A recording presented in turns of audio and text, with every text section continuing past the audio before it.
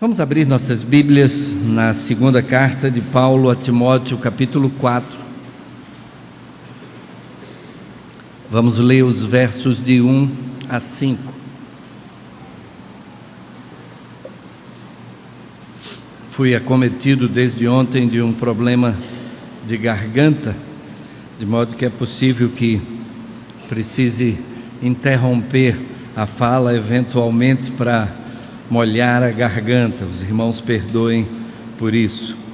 2 Timóteo, capítulo 4, e os versos de 1 a 5. Veja se alguém ao seu lado precisa compartilhar da sua Bíblia.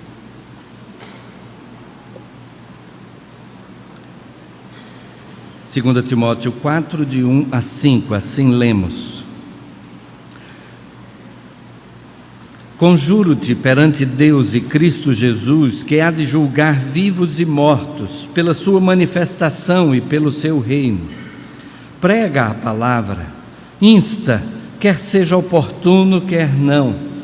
Corrige, repreende, exorta com toda longanimidade e doutrina. Pois haverá tempo em que não suportarão a sã doutrina.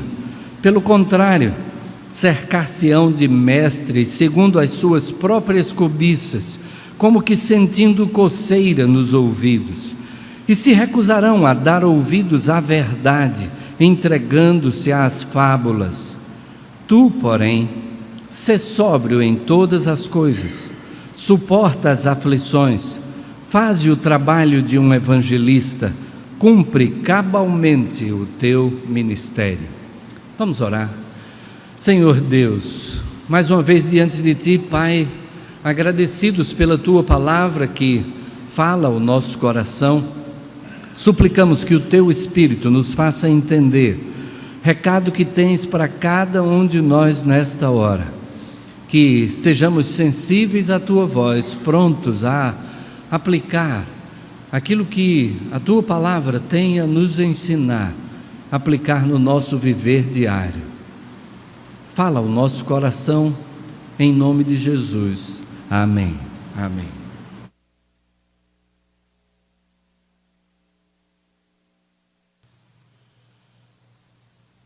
Nós temos meditado, então, nesta segunda carta de Paulo a Timóteo ao longo de todo este mês. E temos tido por tema dessas meditações, tema desta série, Tu, porém.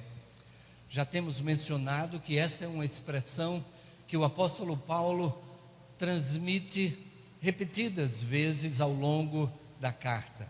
Ele está escrevendo a Timóteo. Timóteo foi companheiro seu de viagem, foi alguém que, pelo conhecimento do Evangelho, era útil nas viagens missionárias em que o apóstolo Paulo, também seus companheiros de viagem, ora Barnabé, Silas, precisavam de alguém que fosse trabalhando na vida daqueles que recebessem a palavra, ensinando a respeito do Senhor Jesus Cristo. E Timóteo foi um destes que acompanhou Paulo e Silas a partir da segunda viagem missionária. E nós vamos encontrar Paulo nessa carta no final da sua vida. Ele está preso, muito provavelmente é a segunda prisão dele em Roma, e ele antevê que os seus dias estão chegando ao fim. Ele escreve esta segunda carta. É uma carta em que ele traz conselhos, recomendações para a vida, aquilo que ele poderia trazer de mais importante, estando se aproximando o momento de sua partida. E dentro desta carta, ele apresenta a necessidade de um compromisso pessoal, individual com Deus. Por isso, este tu, porém, independentemente do que esteja acontecendo em volta, tu, porém, ele recomenda que Timóteo seja fortalecido na graça. Pastor Rodrigo mencionou isso hoje pela manhã. ele recomenda que Timóteo então siga o exemplo do próprio Paulo.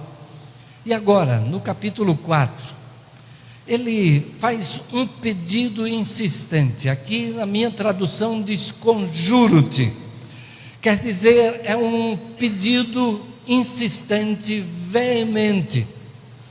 E o pedido que Paulo traz é semelhante àquele pedido que foi feito pelo Senhor Jesus Cristo e que nós mencionamos antes dos batismos. Antes do batismo, o Senhor Jesus então disse para os seus discípulos: vão e preguem o Evangelho. Ide por todo o mundo, pregai o Evangelho a toda criatura.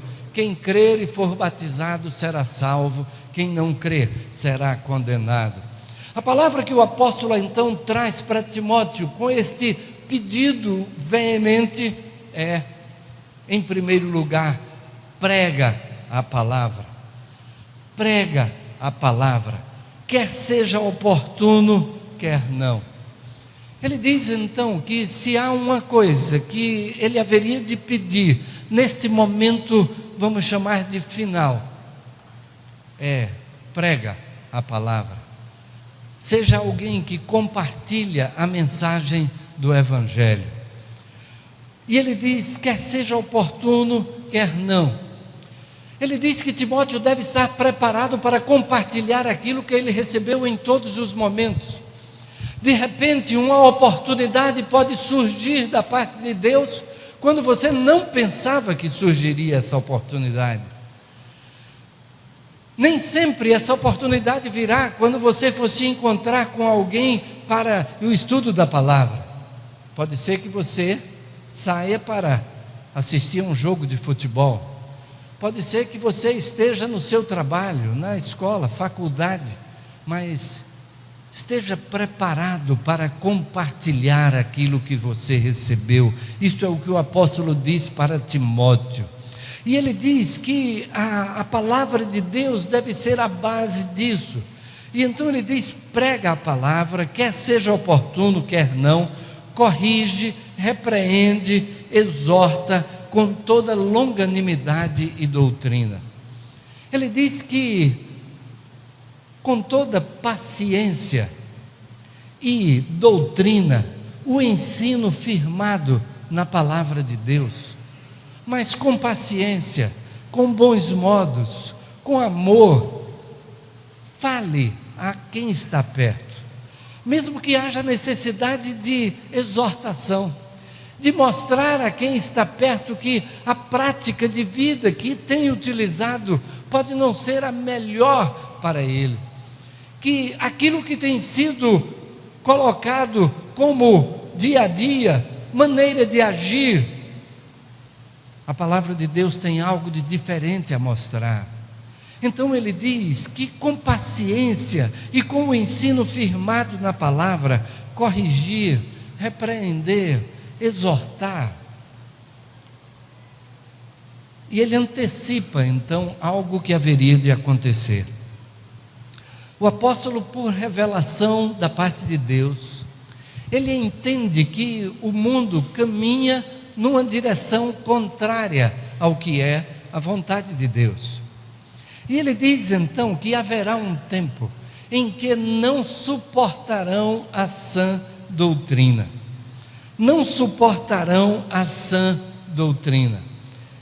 Como é que será isso? Ele diz, cercar-se-ão de mestres, segundo a sua própria cobiça. Estarão dando ouvidos a quem fale aquilo que é agradável de ouvir. Ele diz, como alguém que tem até coceira nos ouvidos, alguém que quer alguma coisa que entre nos ouvidos e que venha a simplesmente acalentar o ego. E talvez ele estivesse descrevendo um momento semelhante àquele em que nós vivemos. Quanta coisa que é anunciada como sendo vontade de Deus, como sendo palavra de Deus, como sendo algo que pode nos aproximar de Deus, mas que muitas vezes foge a este ensino baseado na sua palavra. Hoje Fala-se muito de que a vontade de Deus para a vida é a riqueza. É de que Deus é o dono de todas as coisas, então Ele tem riqueza para oferecer para todos que se aproximem dEle.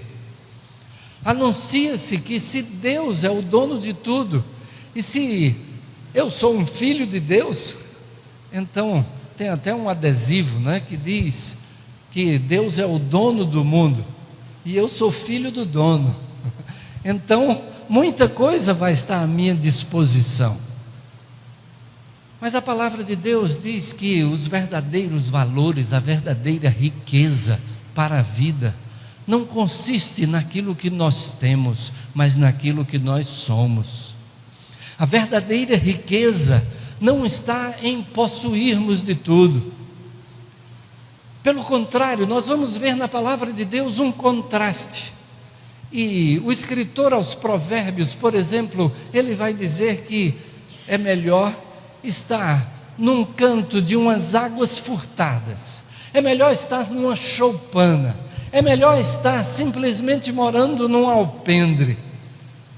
E aí o escritor aos Provérbios continua: do que ter a casa cheia de fartura e viver em contendas.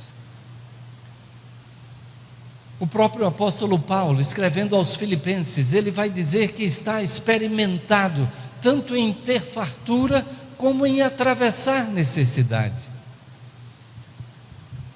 Se Deus vai nos ceder riquezas em abundância, em fartura, simplesmente por caminharmos próximos a Ele, o apóstolo Paulo seria talvez o primeiro, ou um dos primeiros, que haveria de merecer de Deus isto.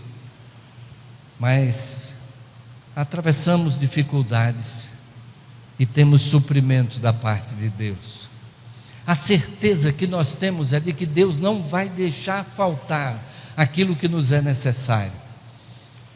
Em Mateus capítulo 6, versículo 33, o Senhor Jesus vai dizer: buscai em primeiro lugar o reino de Deus e a sua justiça, e as demais coisas serão acrescentadas.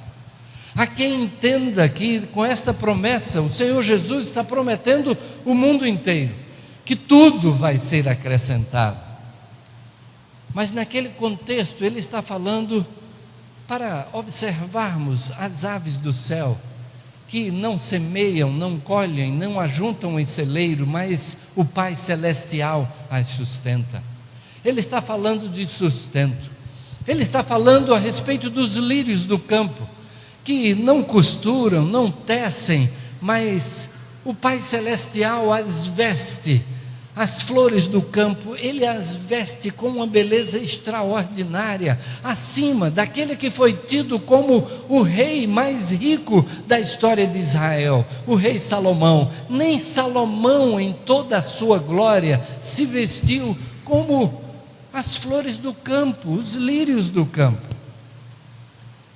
E então ele está falando sobre aquilo que nos é necessário em alimento, em vestiário, em agasalho para a nossa vida. E ele diz então: buscai primeiro o reino de Deus e a sua justiça, todas estas coisas vos serão acrescentadas. Tudo aquilo que é necessário para o nosso viver, Ele vai estar suprindo. Já ouvi quem ensinasse, já tenho compartilhado aqui na igreja, alguém que numa pregação estava dizendo, nos idos dos inícios dos anos 90, dizia: se você quer um carro da parte de Deus, você tem que dizer qual é a marca do carro, um XR3 especial. E aí você tinha que estabelecer qual é a marca, é uma Ferrari, é um Lamborghini. Mas Deus vai dar a cada um aquilo de que necessitamos de fato, na sua riqueza do que realmente é necessário, do que realmente é riqueza. Mas hoje em dia prega-se muito o hedonismo, uma filosofia bastante antiga em que o que é importante para a nossa vida é a nossa própria felicidade, é o prazer, é podermos desfrutar daquilo que nos faz felizes. E aí a gente vem e encontra também um contraponto, porque o próprio Senhor Jesus diz: o Filho do Homem não veio para ser servido, mas para servir e dar a sua vida em resgate de muitos. Mas de fato, o que esta expressão do Senhor Jesus nos traz é a certeza de que quando a nossa vida é colocada para aquilo que é bom, não apenas para nós, mas também para aquele que está próximo a nós, nós vamos encontrar a verdadeira felicidade. Ao fazermos o bem a outra pessoa, nós nos realizamos também. Nós encontramos que a nossa vida tem sentido, a nossa vida alcança um patamar de algo que é realizado de positivo, que é um legado de vida. Há quem pregue também que Deus deseja a cura de todas as enfermidades para todas as pessoas, que basta que a pessoa tenha fé e que então vai receber a cura.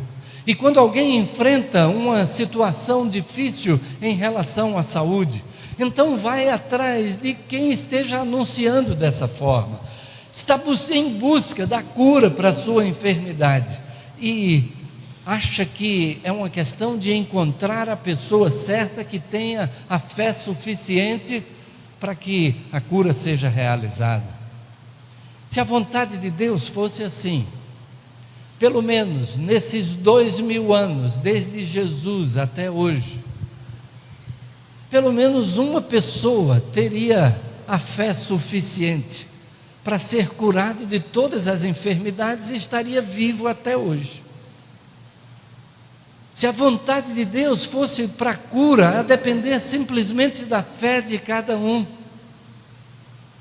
então pelo menos uma pessoa talvez tivesse fé suficiente, porque nós morremos de alguma enfermidade, de algum problema na nossa saúde, e todos nós haveremos de partir um dia. Agora Deus sabe qual é o dia próprio para cada um de nós, e Ele está pronto a suprir as nossas necessidades, como dissemos, inclusive aquilo de que necessitamos quando atravessamos uma situação difícil. Esta semana estive visitando um jovem aos 39 anos, que está enfrentando uma enfermidade muito dura, mas a presença do Senhor ao lado é que dá a força, é que motiva, é que faz com que haja o ânimo, é que faz com que tudo que tenha que ser enfrentado, seja enfrentado de cabeça erguida, na certeza de que Deus estará ao lado e suprindo em cada necessidade.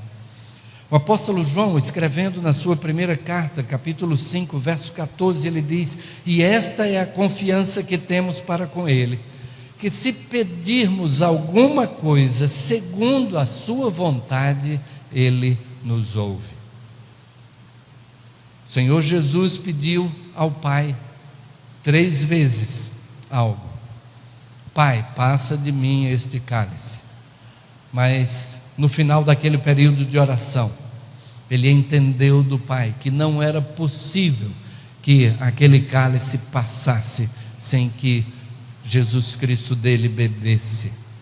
E o Senhor Jesus então volta daquele momento de oração, chama os seus discípulos, a quem ele havia pedido que orassem junto com ele, mas eles estão dormindo, e é a 3ª vez que ele chega e acorda os seus discípulos, e aí ele diz simplesmente: levantem, vamos-nos, o traidor se aproxima. E ele se apresenta para ser preso, julgado injustamente, condenado injustamente e morto injustamente. Injustamente porque quem merecia estar ali éramos nós, mas ele assumiu o nosso lugar. O texto continua dizendo: recusar-se-ão a dar ouvidos à verdade, entregando-se às fábulas. A verdade, no texto do Novo Testamento, tem alguns significados. Um deles é do próprio Jesus Cristo, que disse: eu sou o caminho, a verdade e a vida. Ninguém vem ao Pai senão por mim. Mas outro sentido é o sentido da mensagem do Evangelho, a verdade do Evangelho. Esta realidade que foi transmitida desde tempos muito anteriores. Quando na criação o homem pecou, Deus disse à serpente: porém inimizade entre ti e a mulher, entre o teu descendente e o seu descendente, este te ferirá a cabeça e tu lhe ferirás o calcanhar. Aquele que viria como semente da mulher e que haveria de ferir a cabeça da serpente, Satanás. E quando do nascimento de Jesus, os anjos que vão aos pastores no campo, eles chegam para os pastores dizendo: não temam, é que eu trago nova de grande alegria, que será para todo o povo, é que nasceu na cidade de Davi o Salvador, que é Cristo o Senhor. A notícia que Deus nos traz, a revelação que está registrada no Novo Testamento, é de que Cristo veio para salvar, Cristo veio para levar sobre si condenação que era nossa, Cristo veio para ser o nosso Salvador e Senhor. A verdade do Evangelho, o princípio maior do amor de Deus e da importância da nossa vida ser em resposta a esse amor. E ele diz: recusar-se-ão de dar ouvidos à verdade, entregando-se a fábulas.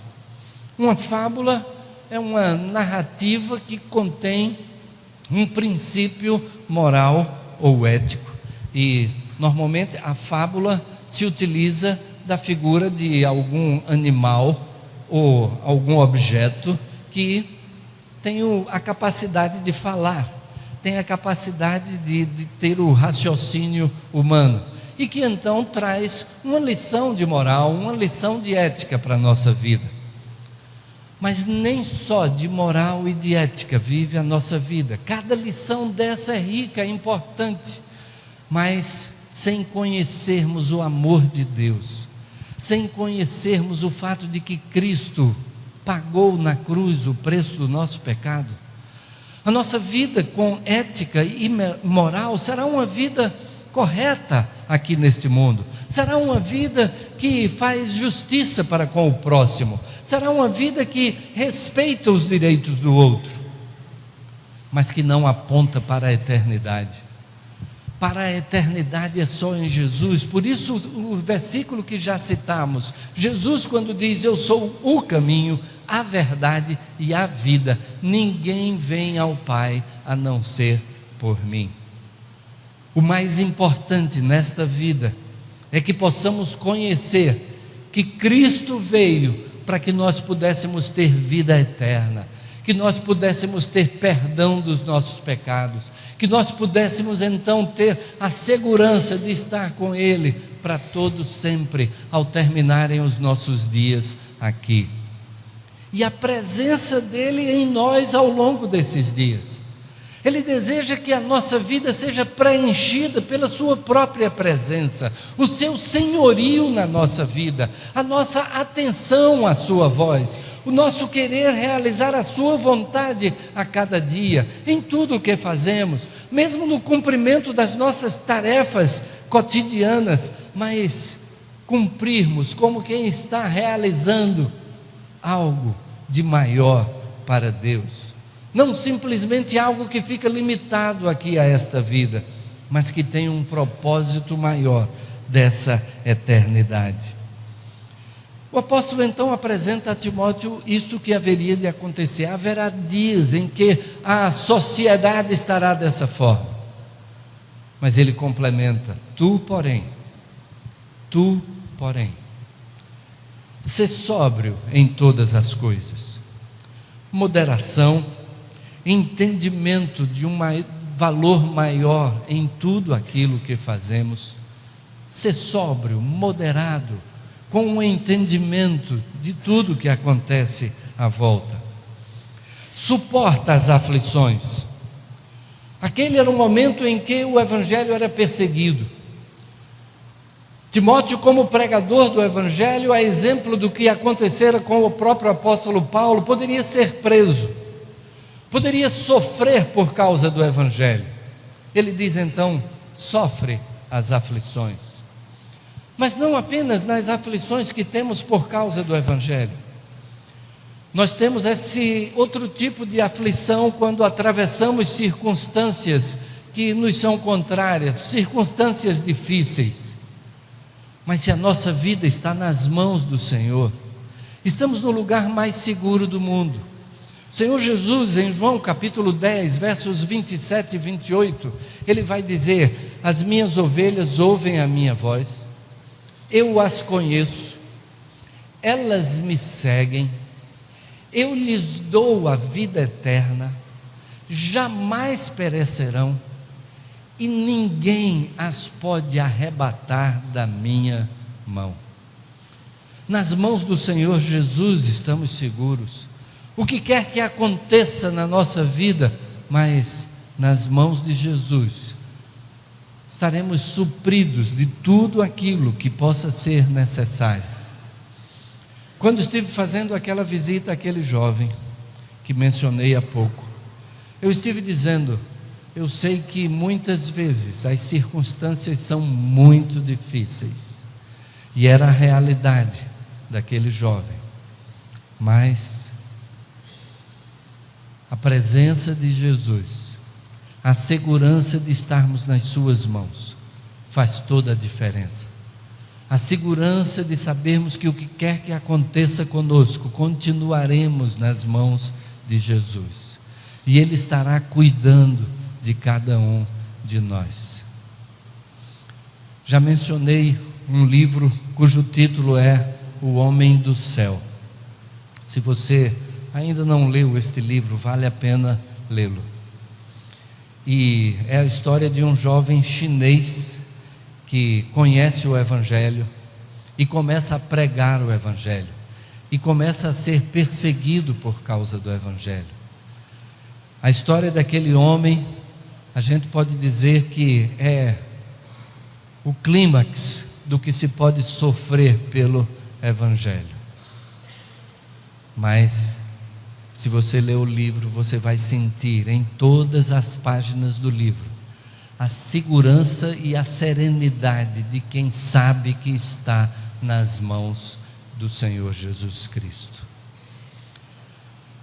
Suporta as aflições, faze o trabalho de um evangelista. Antes de falar sobre o trabalho do evangelista, Paulo preparou o espírito de Timóteo: suporta as aflições, mas faz esse trabalho do evangelista, cumpre esse ministério que recebemos do Senhor Jesus, esta necessidade de compartilhar esta mensagem, compartilhar o evangelho.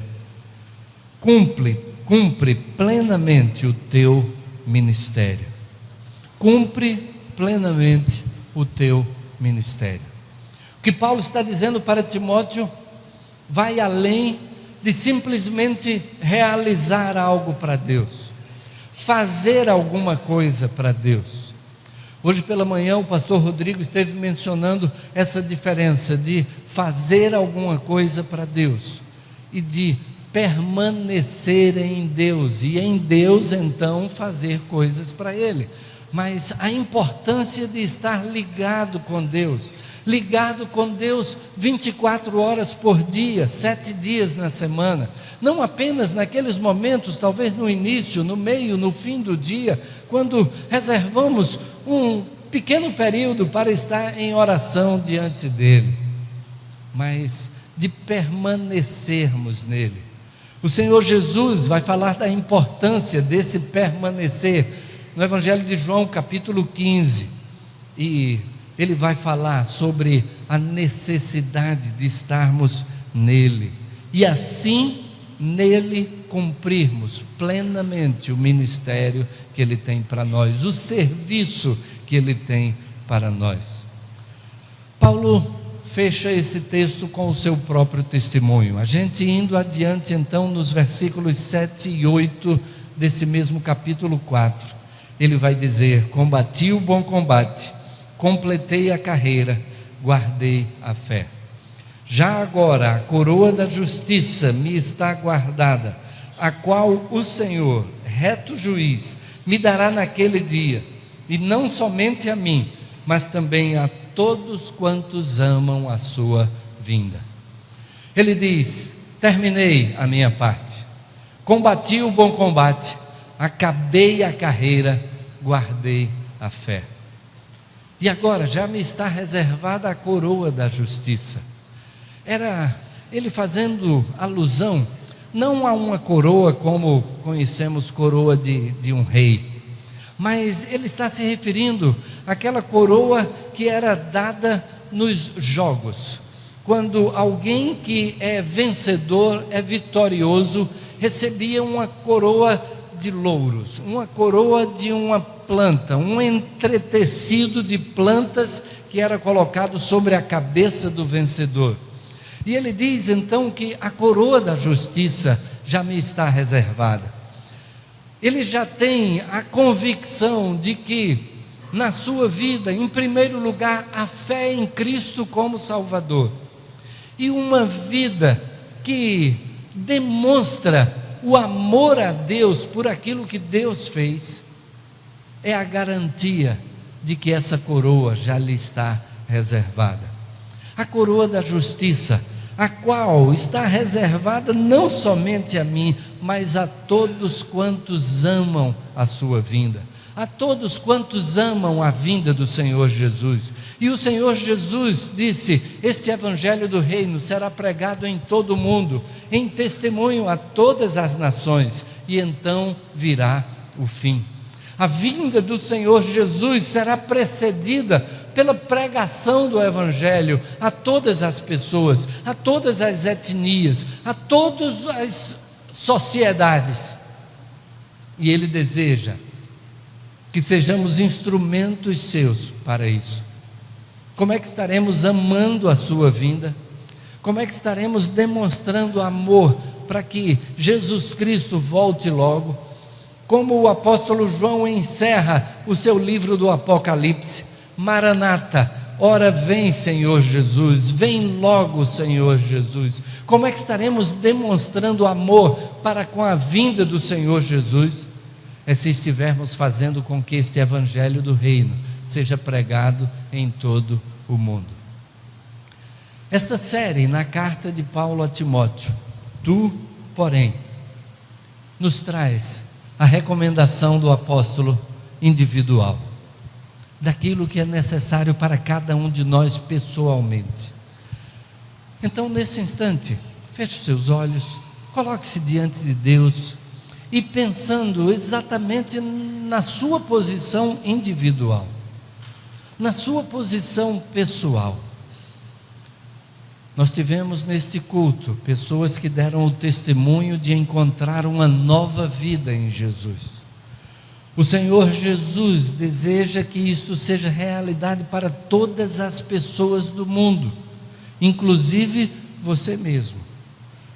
O Senhor Jesus veio para que todos nós pudéssemos desfrutar de vida, vida em abundância, vida eterna, vida que vale a pena, vida que transborda de vida. O Senhor Jesus deseja sim esta realidade para cada um de nós individualmente. Por isso a expressão tu, porém.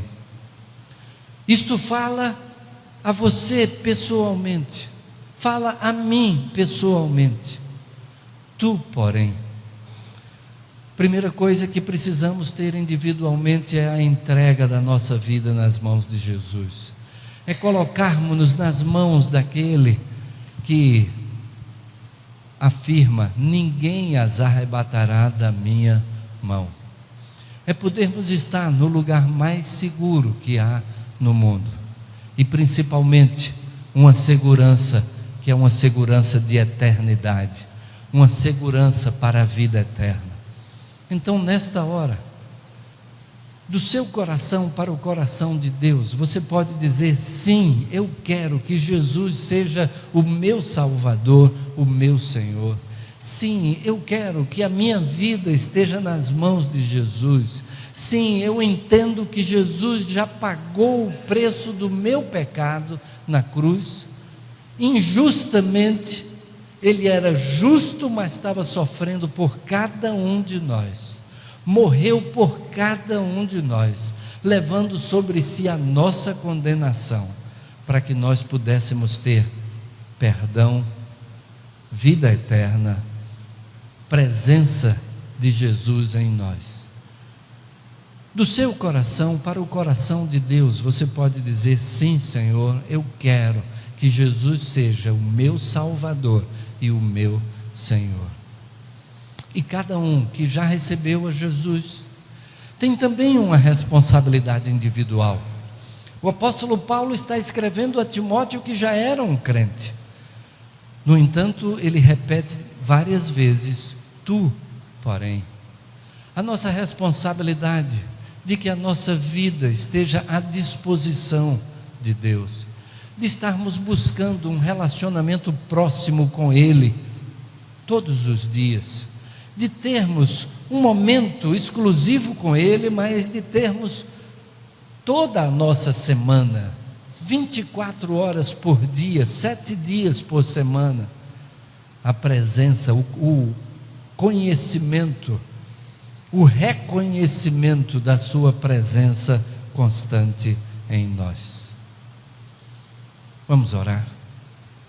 Senhor Deus, louvamos o Teu nome, Pai, e agradecemos por Jesus Cristo, agradecemos porque Jesus morreu na cruz para nos dar salvação, vida eterna, vida em abundância, vida que vale a pena, de que nas mãos de Jesus, Senhor, nós estamos seguros. Ele é que prometeu: eu lhes dou a vida eterna, jamais perecerão, e ninguém as arrebatará da minha mão. Assim, Senhor, agradecemos pela segurança que temos no Teu Filho Jesus Cristo.